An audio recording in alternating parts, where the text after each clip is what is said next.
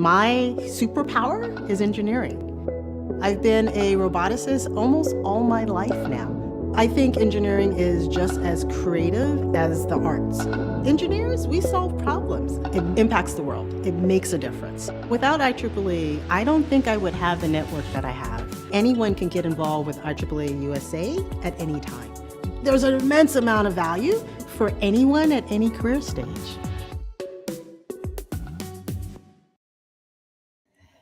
Good afternoon, everyone. My name is Aline McNall, and I'll be doing the legislative update today, or Washington update, from the IEEE-USA's DC office. This has been a pre-recorded session, so for those of you interested in election results and other issues, just so you know, the results and the discussion today will be as of November 9th, and so, as some of you watch it November 10th, just be aware of that. But I look forward to your questions and comments in the future, and let's get started. So in terms of the election, big day on Tuesday, the results of note, of course, are Senator Michael Bennet in Colorado, Senator Hassan in New Hampshire, as well as Senator John Fetterman, or Senator-elect John Fetterman in Pennsylvania. So we look forward certainly to working with Senator Bennet and Hassan in terms of their STEM portfolios and their engineering policy work, and then also welcoming Senator John Fetterman when he takes office in January. Some of the races that have not yet been called, of course, are Arizona and Georgia. Georgia will, of course, go into a runoff, and then New York as well as Wisconsin. So we do look forward to kind of following those races as they become known, and working with whomever is elected. IEEE USA is, of course, a nonpartisan office, and we look forward to working with all sides of the aisle in Congress. We just follow the elections and kind of note who has won in these various key states. So far, the Democrats have picked up one seat in the Senate, but the balance of power, of course, has not been determined yet. So again, we look forward to working with all of those who've won their elections, and look forward to working in engineering policy in a nonpartisan way. Moving to the House, the results of note are, of course, Sean Patrick Maloney, the chairman of the DCCC, did lose his election, and Mike Lawler will take his place as the representative in that district. Energy and Water Subcommittee Chairwoman Marcy Kaptur also won her election, and so we're certainly happy that she did. She's been a strong supporter of energy and water programs, certainly as her subcommittee post does align with those issues, but also she's been a strong supporter of the defense S&T work that we've been pushing in Congress, as well as the Commerce, Justice, and Science portfolio. She's a strong member on the Appropriations Committee, and we congratulate her on her election win. The House will, of course, be led by the Republican Party, but it'll be a narrower margin than predicted. So in terms of that, the Republicans so far at the time of this legislative update have picked up 5 seats, but we're expecting that margin to be a little bit less than we originally had predicted.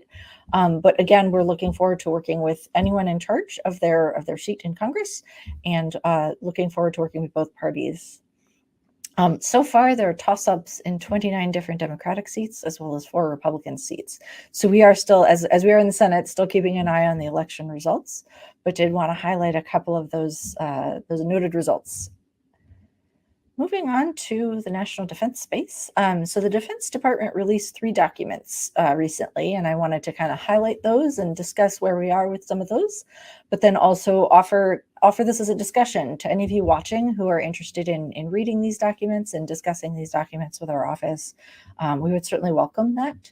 And it's something that we will certainly be chatting with the Hill about and discussing with the administration as well. So the National Defense Strategy was recently released. Some of the priorities in that document include defending the homeland, especially against China, but also deterring strategic attacks against the U.S. and its allies and partners, deterring aggression, especially regarding Russia and China, and then also building a resilient joint force, as well as a defense ecosystem in general. So the defense strategy actually identifies 3 ways to achieve these priorities, which I wanted to highlight. So it highlights an integrated deterrence strategy, campaigning, as well as building enduring advantage. So the Defense Department documents are all publicly available, and I'm certainly happy to discuss those with our IEEE members as we move forward with our policy discussions. Moving on to the Nuclear Posture Review. So this document reaffirms that the as long as nuclear weapons do exist, the U.S.'s goal will be to deter a nuclear attack on the U.S., as well as our allies and our partners. The U.S. would consider using a nuclear weapon only in extreme circumstances, and the document definitely highlights that as well. And that would be to defend a vital interest of the U.S. or any of our allies and partners. A comprehensive and balanced approach to defending our national security interests and reducing nuclear risks is also another theme in this document, as well as affirming a continued commitment to a safe, secure, and effective nuclear deterrent strategy, as well as strong and credible extended deterrents. So these are all, again, publicly available, and I look forward to discussing especially with our members in R&D space, some of these kind of policy priorities and these documents moving forward. Onto the Missile Defense Review document. So this underscores the missile defense contributions and integrated deterrence by in terms of how we would undermine a potential attack. So it addresses three things involving air and missile threats and the environment that those are in. Strategy and policy framework, as well as strengthening the international cooperation we already have with our allies and our partners. Moving on to space policy. So as many of you know, I've tried to predict when our Artemis will eventually launch. So I wanted to highlight that and provide a quick update. So Artemis 1 will be launched, it looks like November 16th. So that, of course, keeps getting pushed due to some weather events and other issues. But we're very hopeful that our members who've worked so hard on that program will actually see a successful launch in the near future whenever it's safe to do so. As a quick tidbit, the SLS rocket is designed to withstand winds of 85 miles an hour. But obviously, with the hurricane season underway, NASA is being cautious in terms of that launch. And we certainly look forward to a successful launch whenever that does occur. Speaking of weather events, NASA and NOAA's Joint Polar Satellite System 2 will launch tomorrow morning at 4:45 a.m. 4:25 a.m. Sorry, and I look forward to watching that launch with some of you, especially those of you who worked on that program as well. Recently, of course, we reported on the DART launch.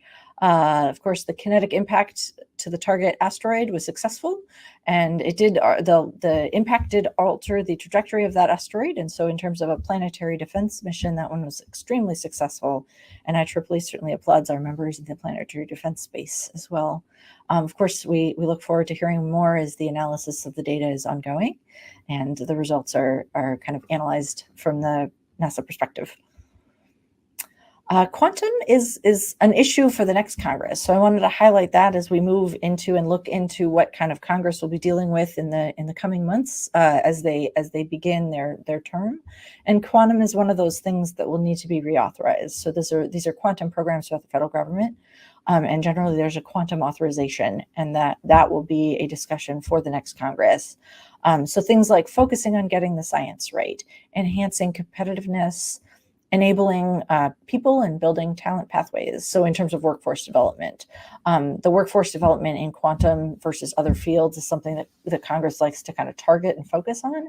And so if there are programs that you all are involved in, we would be delighted to hear how they're going and to hear kind of your take on kind of quantum programs and where R&D needs are in terms of kind of Congress's discussion, things including issues like the quantum sensors R&D programs, a coordinated approach for quantum networking, expanding quantum frontiers and kind of the cutting edge research that goes into quantum, looking at the strategic vision for America's quantum networks, as well as quantum resistance cryptography.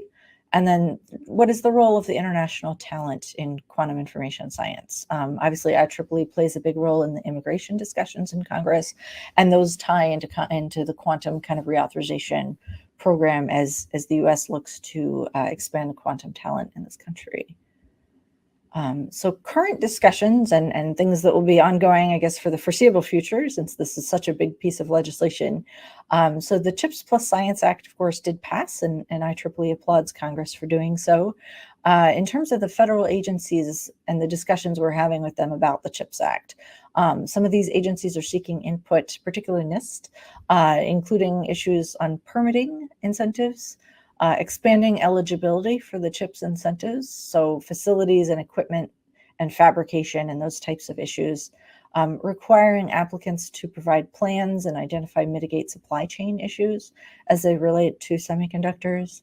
And then they're looking at information from the community on policies and procedures to combat things like cloning and counterinference and relabeling and those types of issues. Clawbacks are another one. So in terms of kind of the questions that they're asking the community, these are some of them. Also of note is they're looking at preventing recipients from spending CHIPS funding on stock buybacks and or dividends, as well as kind of issues surrounding analysis of diversity and equity, as well as inclusion in terms of the CHIPS workforce programs. So these are kind of some of the questions and debates they're having now that CHIPS is being implemented at the agency level. So if any of you do have thoughts about these types of issues, please do reach out to the Washington office, and we would be glad to discuss kind of where our discussions are with the administration and with the agencies. And if there are ways that you all would like to weigh in, we are certainly glad to do so. I wanted to highlight a quick summit held at the White House on October 24th. So this would be the White House Manufacturing USA Summit. So IEEE has been a strong supporter of NIST programs, especially NIST Lab, as well as NIST infrastructure programming, and the manufacturing components of NIST. And so we were incredibly pleased that the White House did convene the Manufacturing USA Leadership Summit with directors of all 16 Manufacturing USA institutes. The summit also included administration officials and federal agency leaders. And then what they did at the summit was they released the Manufacturing USA 2022 highlights report. Some of the highlights from FY21, so this is the fiscal year that was highlighted in the report. Some of those include the fact that 2,300 member organizations conducted 708 major research and development projects using this funding. More than 90,000 students, workers, and teachers were engaged in advanced manufacturing, workforce development and training programs. So in terms of the Congress's interest in workforce development, this program certainly adds to that. And in terms of the number 90,000, that is wonderful to see that so many students and workers were able to participate in the program. $127 million in base federal funding did attract $354 million in funding from state, federal, and private funding options. So obviously the program does include federal funding, but also funding from these other entities. And it was great to see that the federal funding did attract so many millions of dollars in the private sector.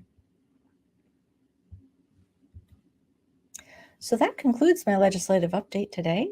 Again, it was pre-recorded, so if any of you have any questions, my email is a.mcnall, so a.mcnaull@IEEE.org, and I look forward to seeing you on December 1st for our next legislative update. Thank you so much. Have a good day.